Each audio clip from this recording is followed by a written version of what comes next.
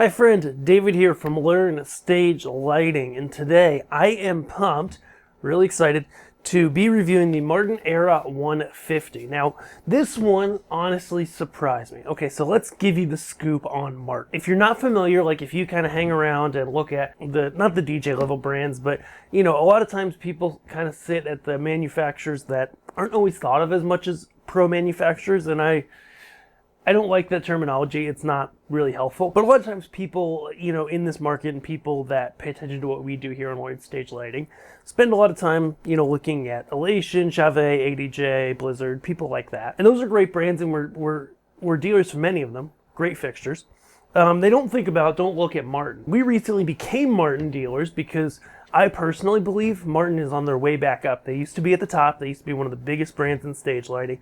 Some things happened, but I really think they're coming back, and you know, they've kept some really good team members throughout this time.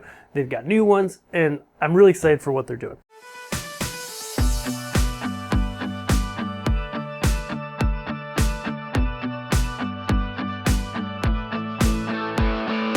Today we're looking at the Era 150. As I mentioned, we recently became Martin dealers, and this is one of the first fixtures I purchased for our inventory, for demos, for things like that. And this one surprises me more than I thought it would. Let's take a second and talk about it. So the Era 150 is a wash fixture. Let's look at it really quick. So physically, it's really well built.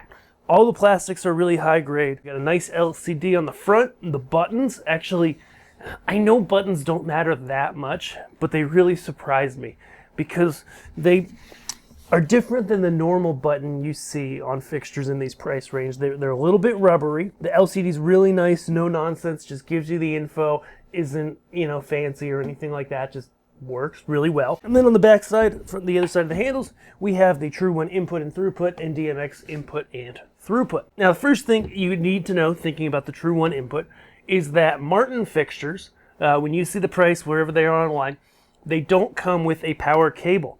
Okay, why? A lot of people who are buying Martin fixtures, and honestly every brand, when every fixture comes with a cable on permanent installs or production company use, a lot of times those cables just sit in a corner and don't get used because people use through cables between a lot of the fixtures. Or maybe they're replacing an old fixture that had True 1s with this, and so they don't need the cable. So Martin gives you a choice. The fixture doesn't come with the cable. You can get the cable if you want. We can get you the cable.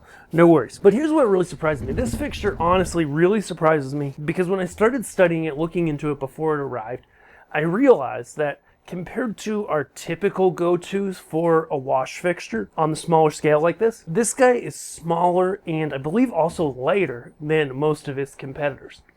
Just as an example here, we've got our Volux Sysma Z4 right here. We use it all the time here in the studio.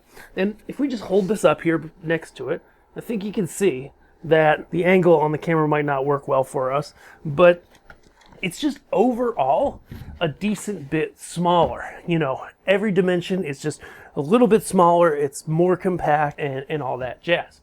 So let's turn it on, let's take a look at it, let you know what we think about it, and whether you should consider it. So, power and DMX, let's plug it into our console. And the first thing you're going to notice about this fixture, and the first thing I noticed, is how unbelievably quiet it is.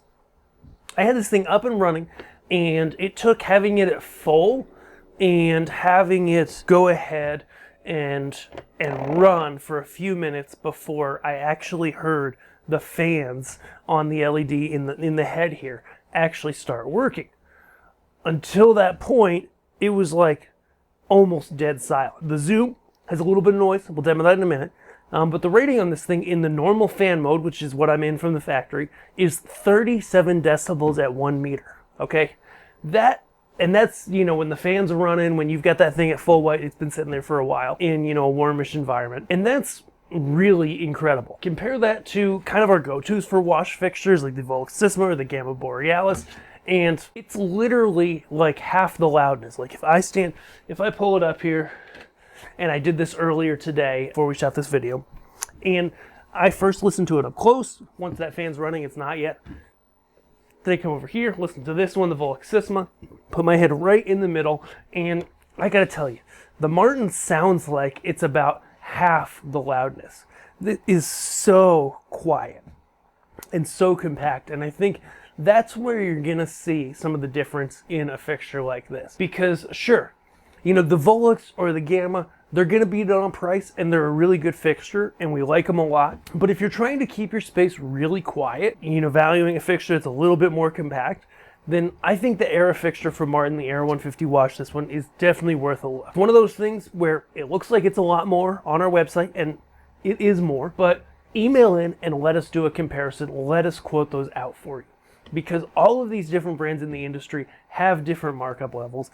And until we sit down, look at your situation and compare some fixtures and quote it out, you really don't know what it's going to cost. So always get a quote from us. But, you know, just the feeling of all the plastics and stuff, you know, not that that matters that much, but it's really nice. And I do know for a fact as well that Martin builds all of these Eras in their own factory. So it's a factory that's dedicated to making Martin fixtures.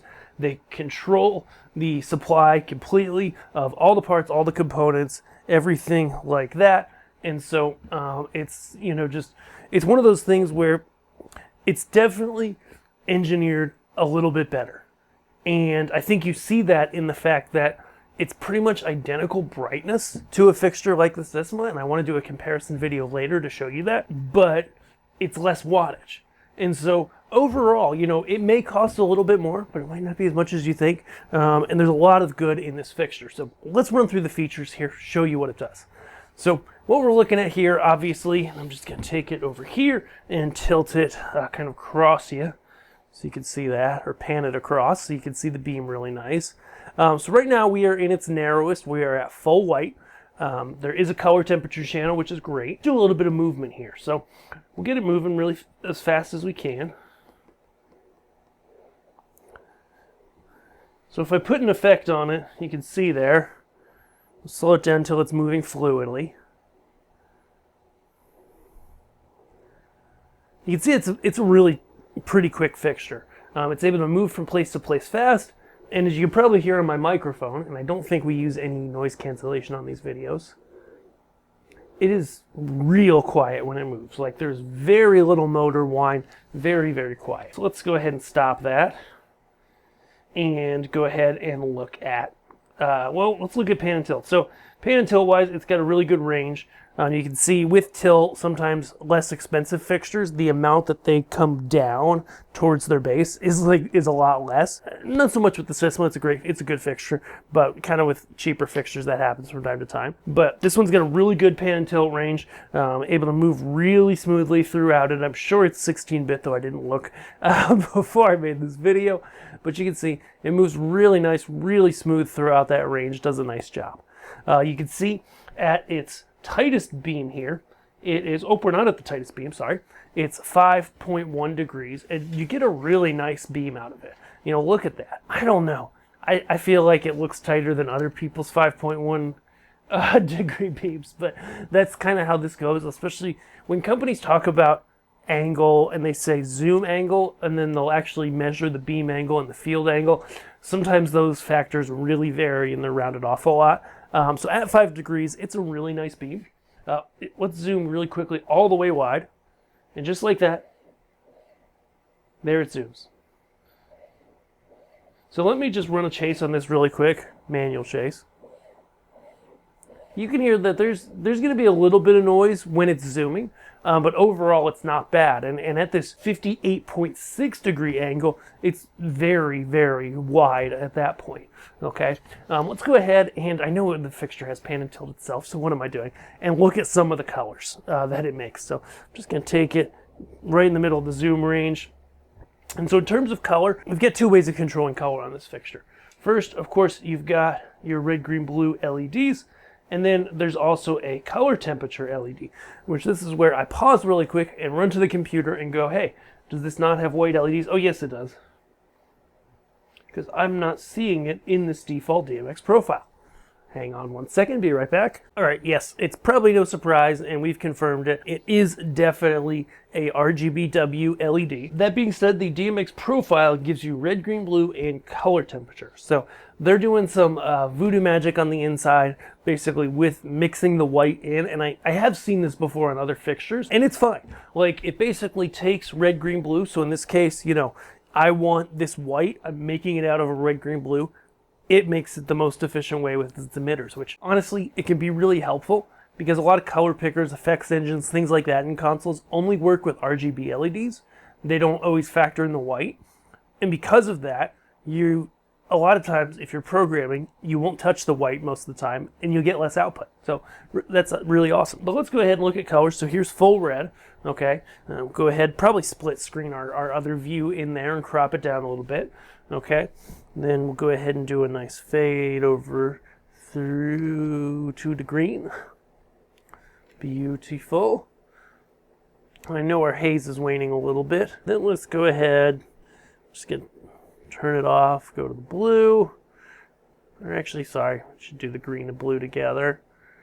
And then go to the blue. And then, as mentioned, there's color temperature control on another channel, which doesn't do much in blue.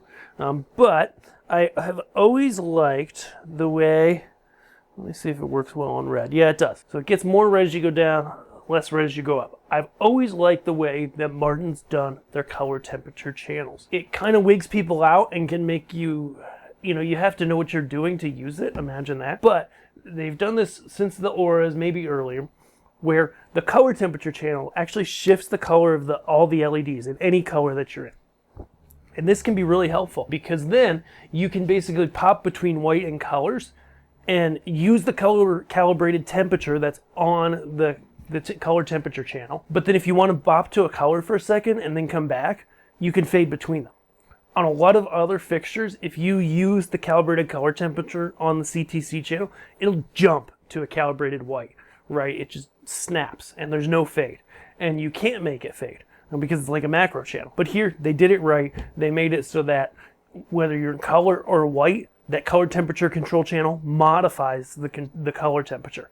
It means you have to have your brain on when you're using it, because if you do anything besides red, green, and blue at white, and you dial in a color temperature, like here is 3850K, you have to realize that color, if I then go and pull the green out of it, that's not 3850K white, right? You have to be in full white, and then it's gonna work, okay? But I definitely like it a lot better because you can just dial in that calibrated color temperature, tell the video department, hey, this is the color temperature I'm running, and then fade between colors in white whenever you want. We checked out Zoom.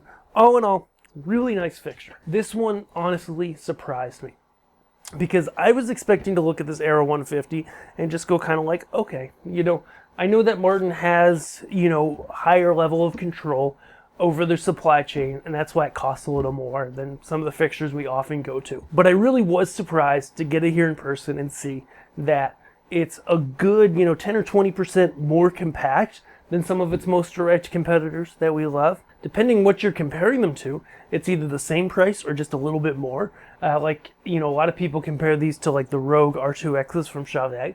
And we're Chauvet Pro dealers and we can get you the Rogues, but I think this is a better buy, honestly. And just the fact that it's so stinking quiet. I mean, right now I've got my ear right near it and I can feel the air against my face, and yet it's real quiet. So, lots of these in a space and not worry about adding a lot of fan noise, which all the people like, right? Everybody likes that.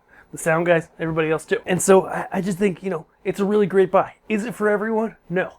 If you don't care about noise level, you don't care about it being a slightly tighter size, you just want a really great value light, then we've got other options. But if you watch this review and you go, hey, I think I resonate with that, with the fact that this light, is quieter, it's smaller, it's tighter, and, it's going to work really well for us. Cons, obviously, there are less expensive quality fixtures that we get for people every day, right? We've kind of beat that to a pulp here. And the other cons is, it's an RGBW LED, and it maxes out at about a CRI of 80. The color quality score, the CQS, is a little higher, which is great. A lot of people don't go by CQS, but it's better for LEDs. Same with the TM30, but it's still, it's definitely in the okay range of color rendering. The saturated colors look great. The whites, there are fixtures on the market that, especially when they introduce the lime LEDs, give you a little bit better white to it, which we'll be getting to one of those in a few weeks here, so stay tuned. But overall, really nice fixture. I'm really surprised how much I like it. I didn't think I would like it this much, and just a really great value. So just remember, needs a power cord, doesn't come with that. Other than that, really, really nice fixture. Great job, Martin. And of course, if you need this or anything else, come to ABOVE/AVL/LearnStageLightingGear at LearnStageLightingGear.com. Either pop us a message from our contact form, add something to your cart, and add it to your quote list. And we'd love to help answer any of your questions about the product, find out what the best fit for you is, get you that personalized price, and help you get the lights that you're looking for so that you can make amazing events. If that sounds good, head on over. And hey, we've got audio too now. As part of getting Martin, we've got some more audio brands than we've had before, including JBL, Crown, AKG, things like that. Really great stuff there. So if you do need that audio stuff, just reach out to us. We're working on getting it added to the site. Thanks so much and have a great day. See ya.